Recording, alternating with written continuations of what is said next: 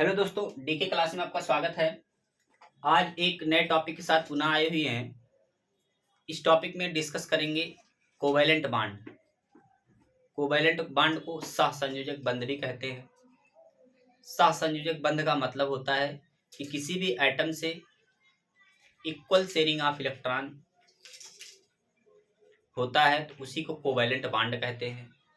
जैसे सपोज कीजिए कि आप कोई वर्क कर रहे हो किसी के घर और अगला व्यक्ति आके आपके घर करे वही वर्क, तो उसको कहते हैं शेयरिंग ऑफ इलेक्ट्रॉन। या इलेक्ट्रॉन किसी को आप पैसा दे रहे हैं और वो पैसा आपको पुनः वापस दे दे, तो उसी को कहते हैं शेयरिंग।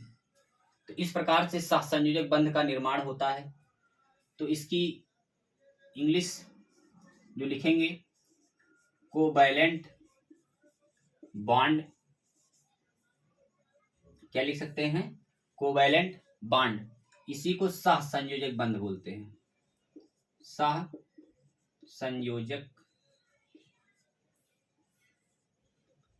बंध बोलते हैं। इस प्रकार से सहसंयोजक बंध कहते हैं इसको। अब यहाँ एक चीज और समझ सकते हैं कि sharing of electron, sharing of electron यानी इलेक्ट्रॉन की जब शेयरिंग होती है तो कोवैलेंट बॉन्ड का निर्माण होता है। इसका कोवैलेंट बॉन्ड का निर्माण होता है। तो अगर डिफिनेशन की बात की जाए कोवैलेंट बॉन्ड की, तो यहाँ डिफिनेशन लिख सकते हैं कि a covalent bond is a chemical bond, chemical bond in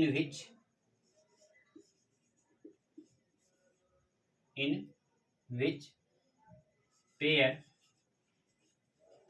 of electron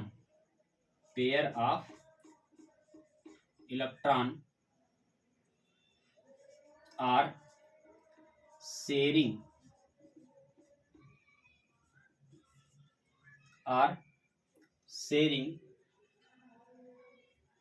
between atoms the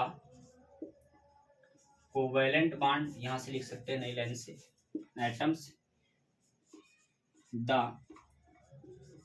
covalent bond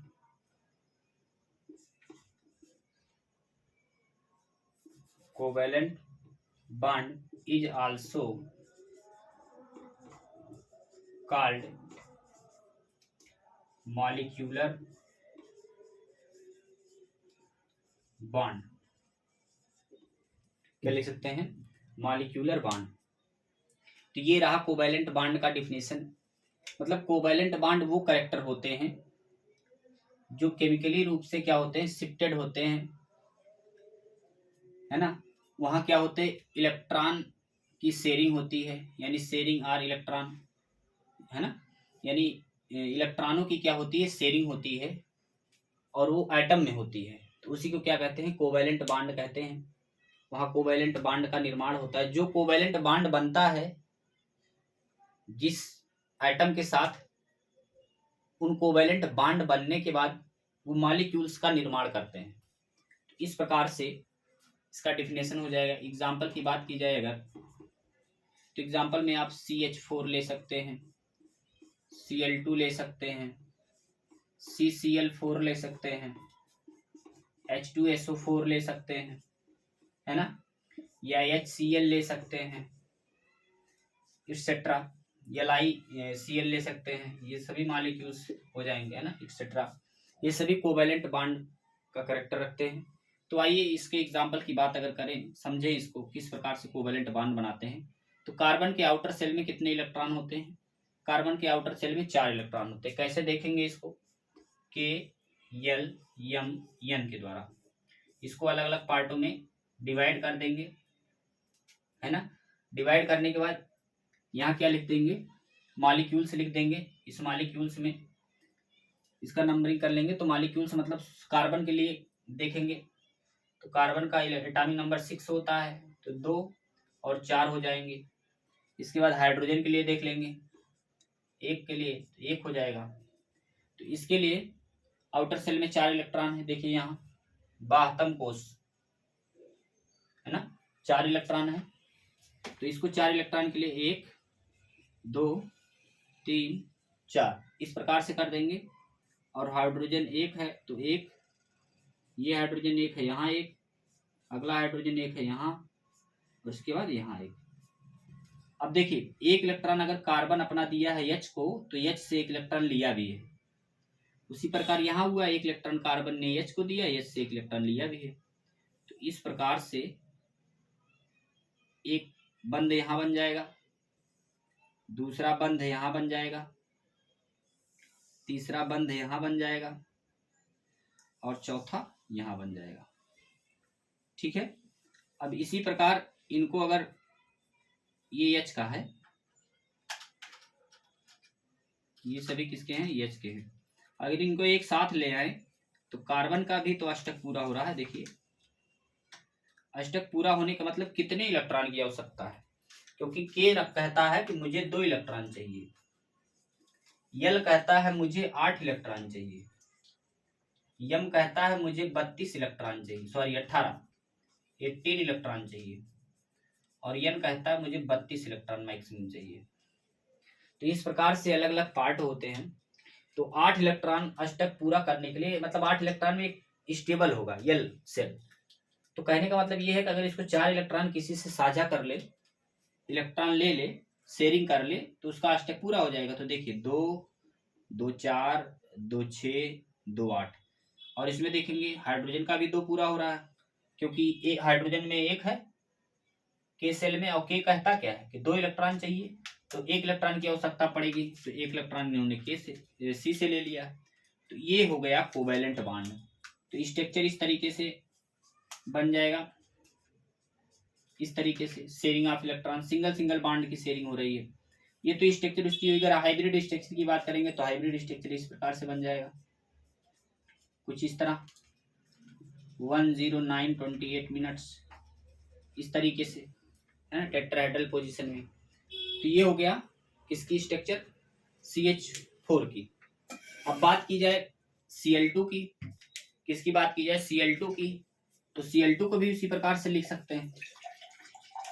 तो Cl2 को भी, तो देखिए यहाँ Cl लिख देंगे। अब क्या लिख देंगे, Cl। तो Cl के लिए कितना इलेक्ट्रॉन है, 2, इसके बाद 8, इसके बाद 7 है। तो आप बताइए इसमें 7 इलेक्ट्रॉन है, मतलब अगर इसको कंप्लीट अष्टक करें तो या तो ये 8 इलेक्ट्रॉन में स्टेबल होगा, या तो 18 इलेक्ट्रॉन में। तो उन केसों में अगर इसको 1 इलेक्ट्रॉन और दे दिया जाए तो इसका भी अष्टक पूरा हो जाएगा, होगा कि नहीं, इसका भी अष्टक पूरा हो जाएगा।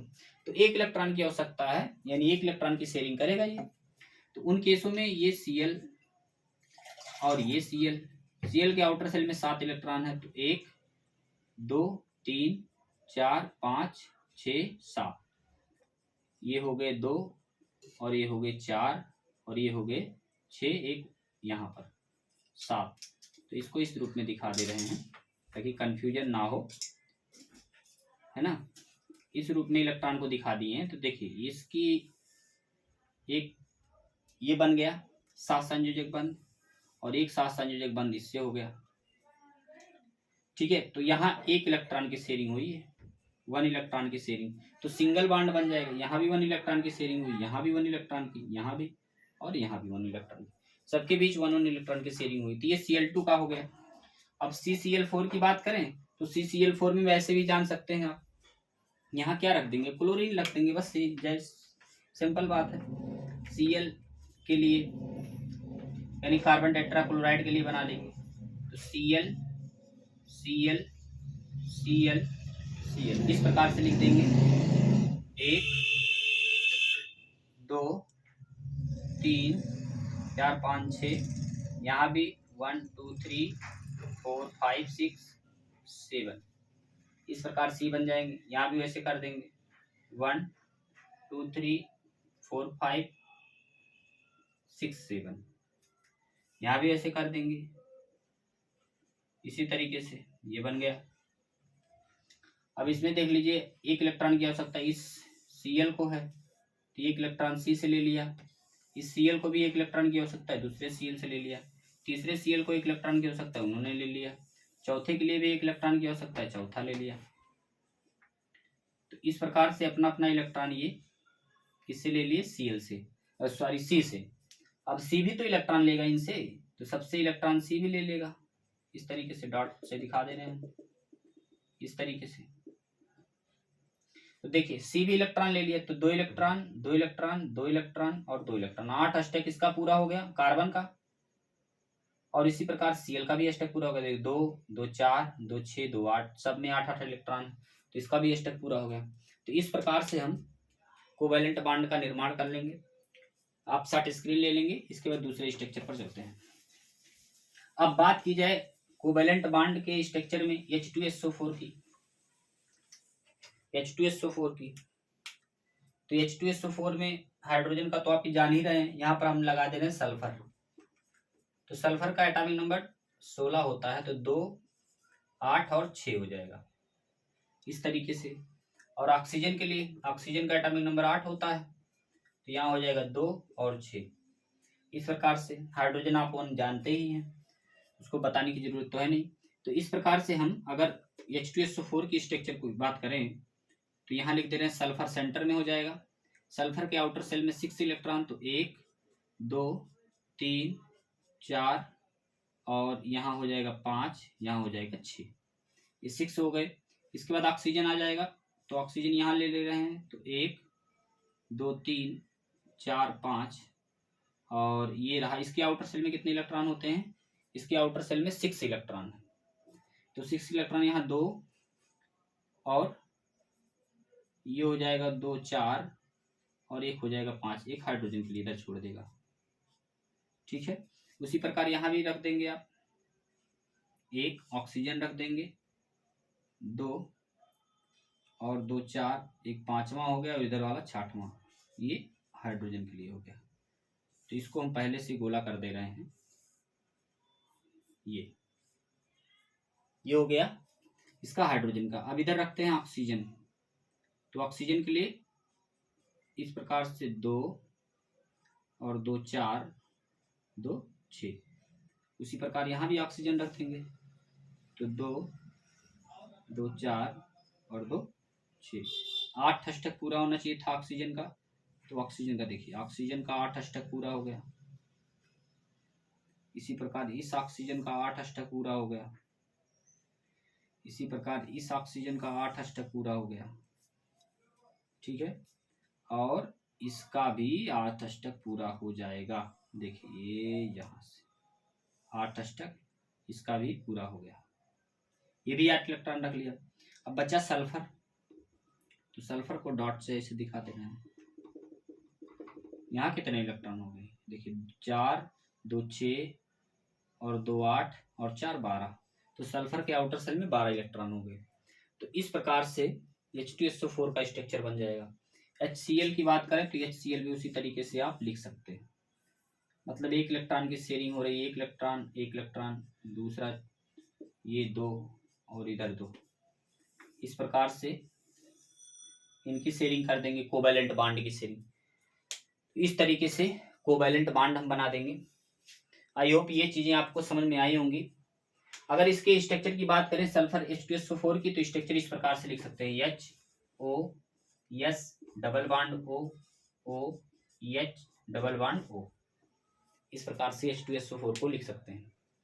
तो अगर वीडियो अच्छा लगा है तो लाइक करें, सब्सक्राइब करें, बेल आइकन को दबाएं, ज़्यादा से ज़्यादा लोगों के पास शेयर करें ताकि उनके भी हेल्प हो सके। बहुत बहुत धन्यवाद।